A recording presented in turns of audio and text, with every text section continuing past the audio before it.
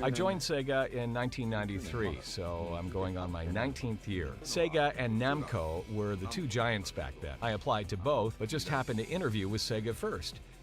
I joined Sega a year before Osaki in 1992, so I'm in my 20th year.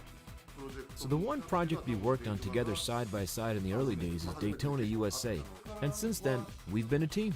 We constantly ask ourselves the question, in combat, what feels good? How does it feel? And I think the response has changed over time. To put it simply, we want the player to feel the character's pain. For example, when you do a roundhouse kick, your opponent goes in air. That body is pretty messed up with its face looking one way and the body facing the other direction. In real life, that would never happen. We were convinced that those motions would enhance the overall experience and increase the level of satisfaction when playing. That was and still is important to us. At the time when developing VF1, the number of polygons we were able to use was very limited. I mean, compared to what's possible today. The foundation was very poorly made. But our challenge was to create a realistic, human-like character and use the most amount of polygons ever used in a game at the time. Before Akira existed, I was working on a character called Siba. I liked him. He had a very unique look. Then, one day, Siba disappeared and he was replaced by this character named Akira, wearing a white martial arts uniform. The only plausible explanation I can give is because Suzuki-san was really into Hakkyoku-ken at the time. I was told he replaced Siba with Akira because Siba ranked low in our playtest results. Rather than balancing the roster of characters, we put more emphasis on the elements that would make the characters cool and fun. The main concept behind VF3 was to have the players move around freely in the 3D field, so we added the fourth button to allow for that movement. In VF4, we ended up assigning that to the joystick instead. Adding the fourth button was fun in a way, but it was still pretty difficult for the players to handle. We came up with a tug-of-war-like mechanic where two characters would be linked together at their wrists. For example, when they're far apart, one would be able to snatch up the other, or you would shoot your opponent up in the air. We actually spent a significant amount of time and worked on it, but it didn't make the cut. One of the reasons why we didn't include Taka Arashi in VF4 is the motion system. We simply weren't able to express the character in the ideal manner.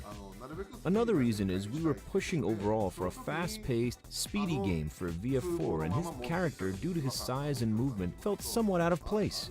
We added him back in VF5R, and by that time, the technology we had supported the motion we wanted to express. So kinda like what I have here, my chubby belly and whatnot, we were able to create better movement for this large-size sumo wrestler. But the animation used for Taka Arashi's shadow when thrown is different from the other characters. Obviously, because he's a heavy-set character, we wanted to make sure that was expressed, and we created his own animation set for him. That itself was pretty challenging. When working on VF4, we just didn't have the workflow in place to create it. But by the time we got working on VF5, we had the right technology, and giving special care and treatment just for Taka Arashi wasn't an issue. In VF4, we were capable of showing hard bodies, but not so much soft bodies. By VF5, we made a significant amount of progress, which allowed us to freely create soft bodies. Right, like the CG we're used to seeing today.